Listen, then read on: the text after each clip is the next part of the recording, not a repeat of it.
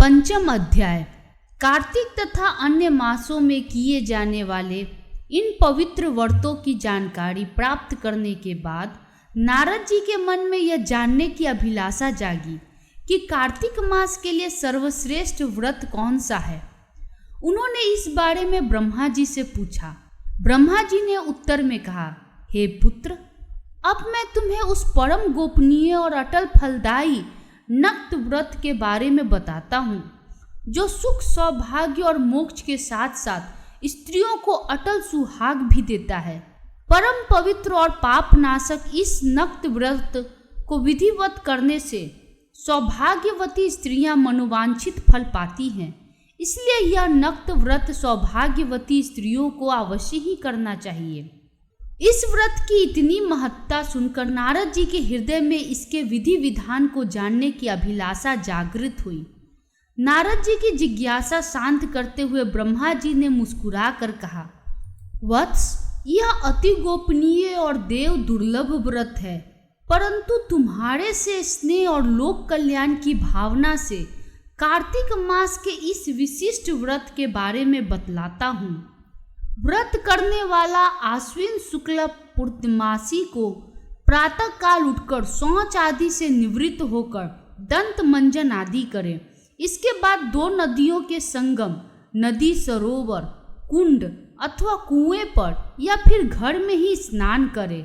व्रत के एक दिन पहले सिर नहीं धोवे और व्रत वाले दिन विधि पूर्वक स्नान करे और पवित्र भावना से विधाता का स्मरण करे तथा व्रत का संकल्प इस प्रकार करे, हे जगत के रचयिता और कर्ता, आप कृपा करके मेरे पतिदेव की रक्षा तथा मेरी संतान की वृद्धि कीजिए। और फिर सूर्य जाप करके सूर्य को नतमस्तक प्रणाम करे।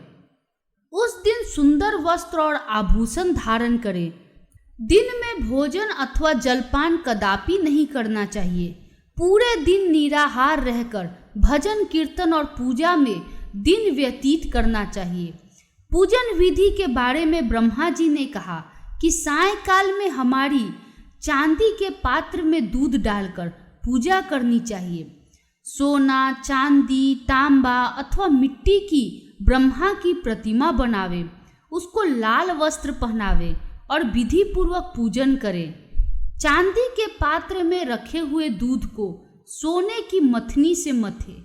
साथ ही यह प्रार्थना करे कि हे ब्रह्मा जी, मुझे भोग आदि के लिए गौ प्रदान करके मेरी संपत्ति की वृद्धि करिए। मेरे पतिदेव को धन धान्य युक्त और चिरायु कीजिए तथा बहुत से दास दासियां प्रदान कीजिए।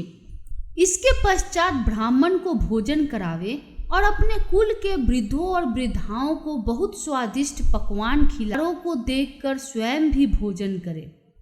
यह आश्विन पूर्णमासी को किए जाने वाला ब्रह्मा जी का नक्त व्रत है।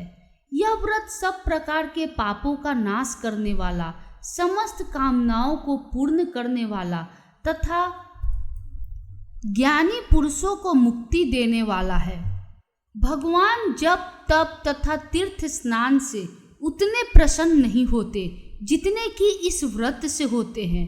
जो ब्रह्मा जी के आगे इस दिन कपूर जलाता है, उसको बड़े वृक्षों और गौओं के दान का फल मिलता है तथा उसके कई कुल बैकुंठ में वास करते हैं। जो केसर तथा कस्तूरी सहित कपूर अर्पण करता है, उसके कई वंश ब्रह्मलोक को प्राप्त होते हैं। जो स्त्री इस दिन वस्त्र दान करती है, वह कपड़े के सूत्रों की लड़ियों के बराबर करोड़ वर्ष बैकुंठ में वास करती है।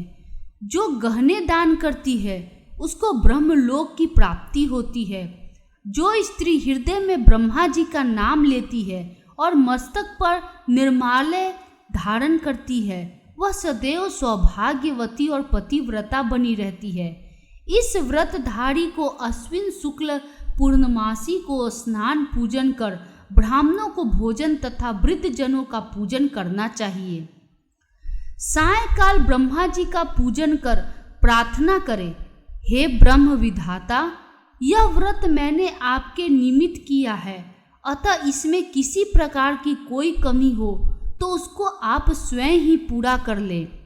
ब्रह्मा जी ने यह भी कहा कि इस व्रत को करने की तो बात ही क्या, जो इस कथा को पढ़ता है उसे भी अश्वमेध यज्ञ का फल प्राप्त होता है।